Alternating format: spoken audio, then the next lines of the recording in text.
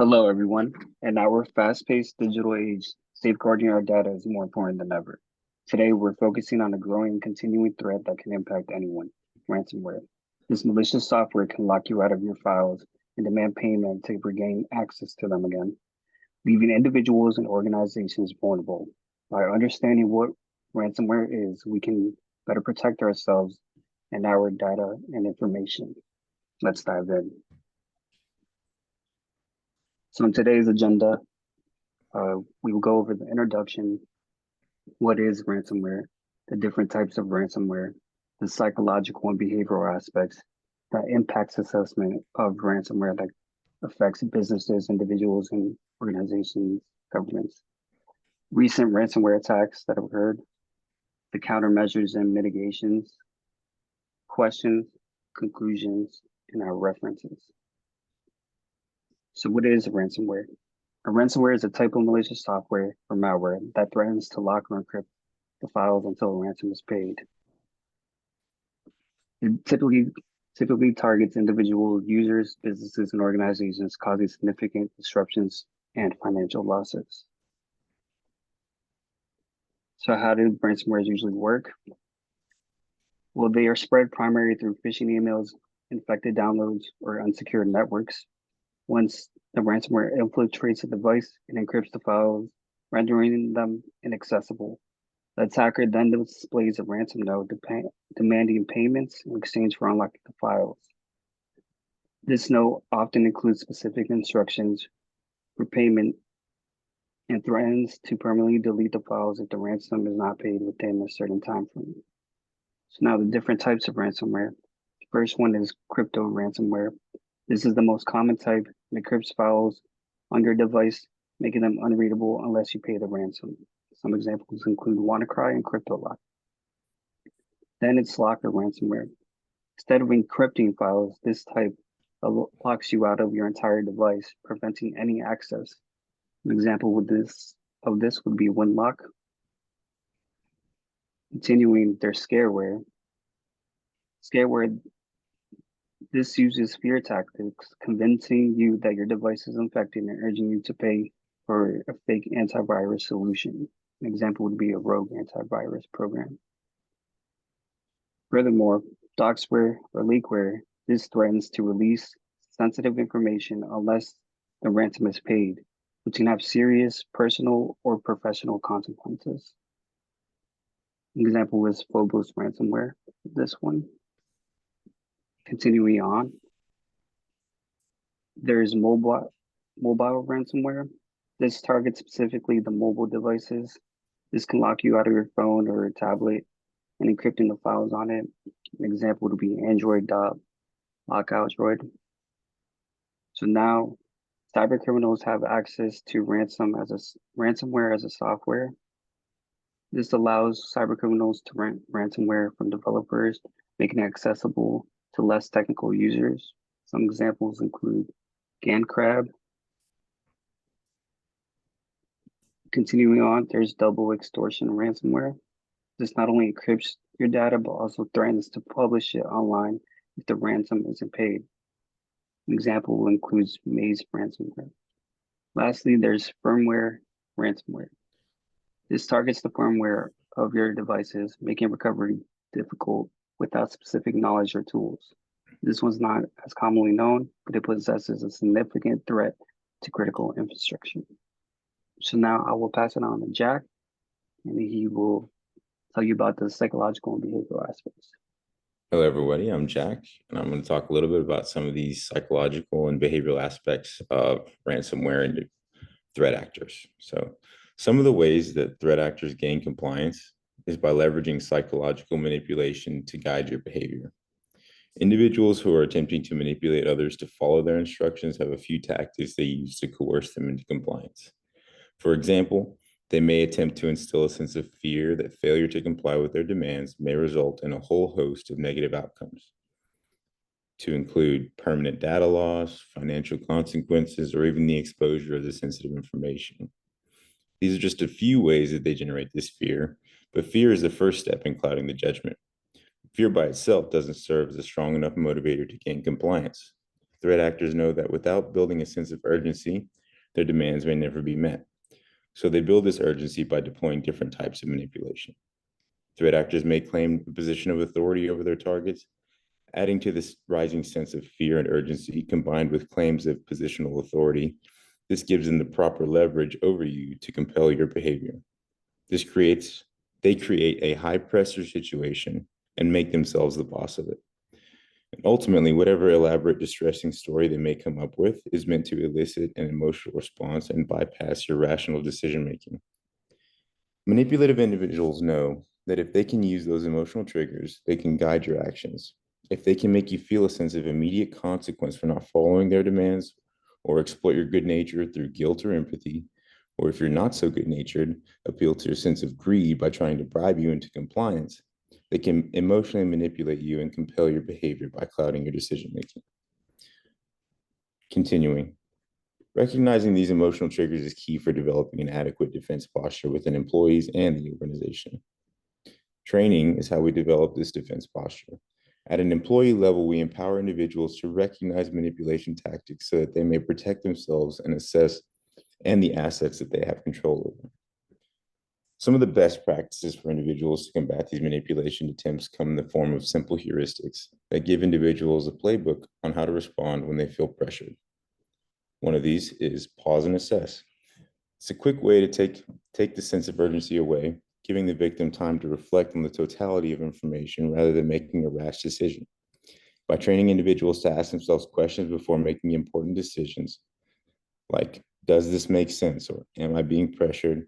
Potential victims may be able to dispel their clouded judgment and see through the manipulation tactics.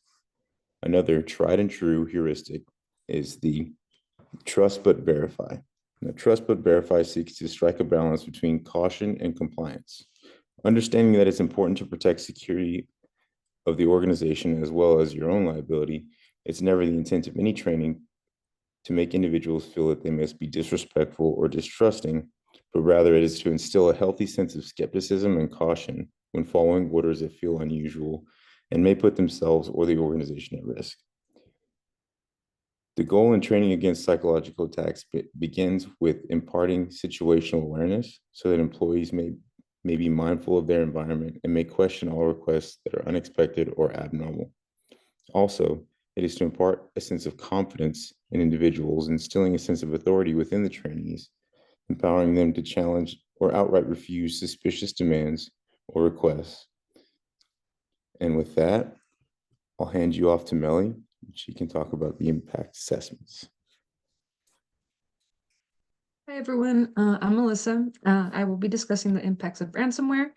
Ransomware isn't going anywhere, and the impacts can be quite catastrophic. Attacks happen every day with about 1.7 million attacks daily, implying that an attack happens every 19 seconds, according to Palathi.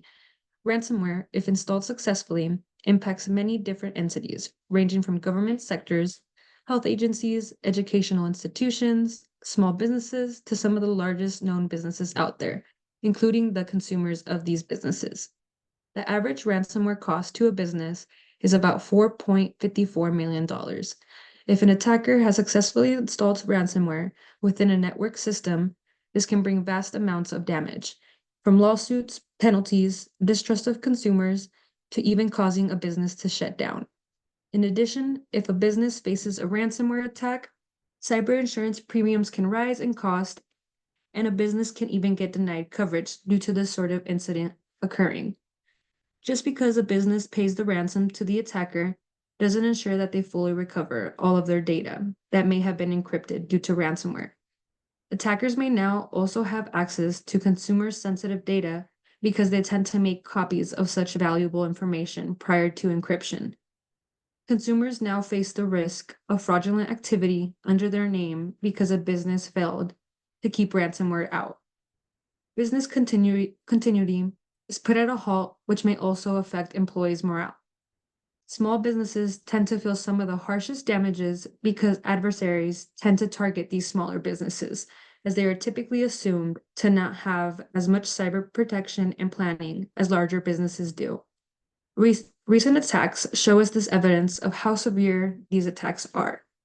For example, United Health had to pay a $22 million payout due to ransomware. Additionally, there was a Colonial Pipeline cyber attack where the fuel company was forced to do a 4.4 million ransom payout.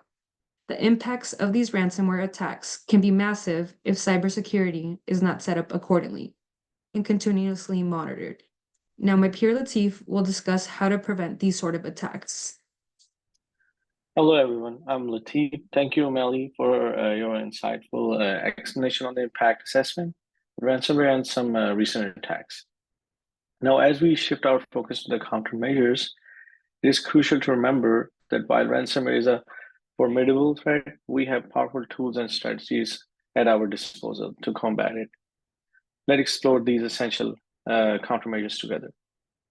So the first one is education and awareness.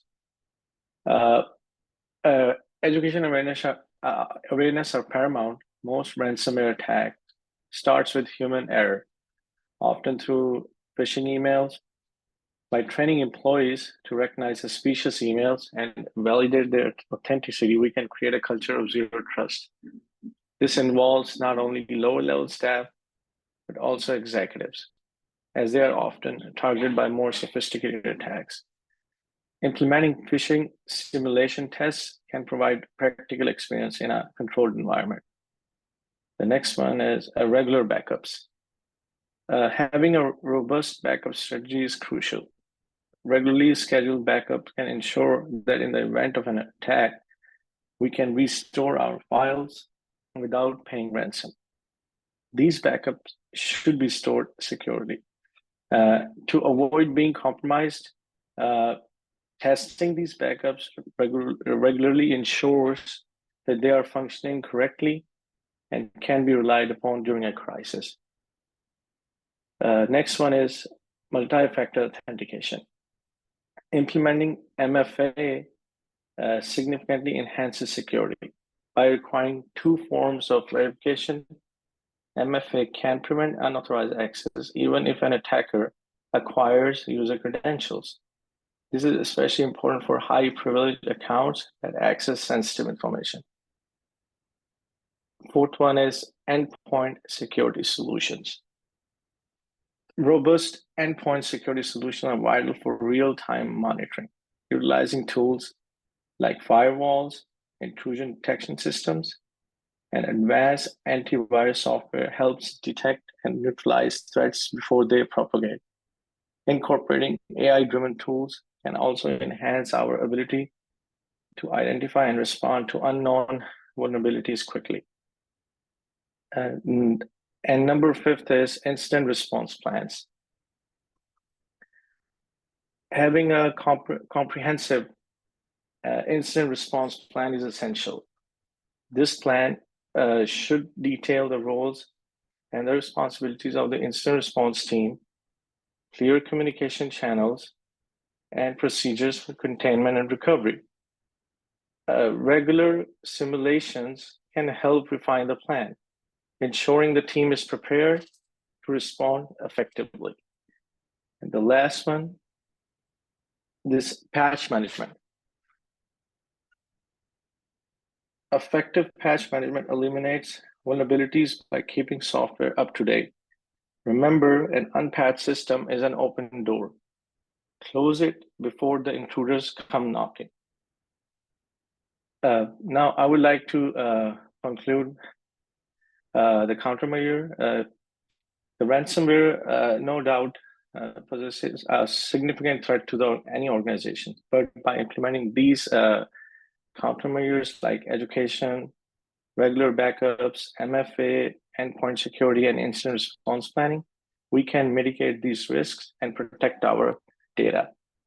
Thank you for your attention, and I will now pass it over to Alex for the conclusion of our presentation. Alex. Thank you, Latif. Thank you, everyone else. So we have some questions pertaining to the presentation that we just had. What strategies do you have to protect important data from ransomware attacks? How familiar were you with the signs of ransomware attacks before this presentation? Did anything change in your understanding? Lastly, how can we encourage collaboration among departments or teams to strengthen your defense against ransomware. So in conclusion, ransomware represents a significant and growing threat to individuals and organizations alike, highlighting the importance of robust cybersecurity measures and awareness. As the tactics employed by cyber criminals continue to evolve, so too must our strategies for prevention and response. It is essential to foster a culture of cybersecurity, emphasizing the need for regular training, up-to-date systems, and effective incident response plans. By staying informed and proactive, we can mitigate the risks associated with ransomware and protect our valuable data and resources. Together, we can create a resilient defense against these malicious attacks, ensuring that we are prepared for whatever challenges the digital landscape may present. Thank you, everyone. These are our references. Have a good day.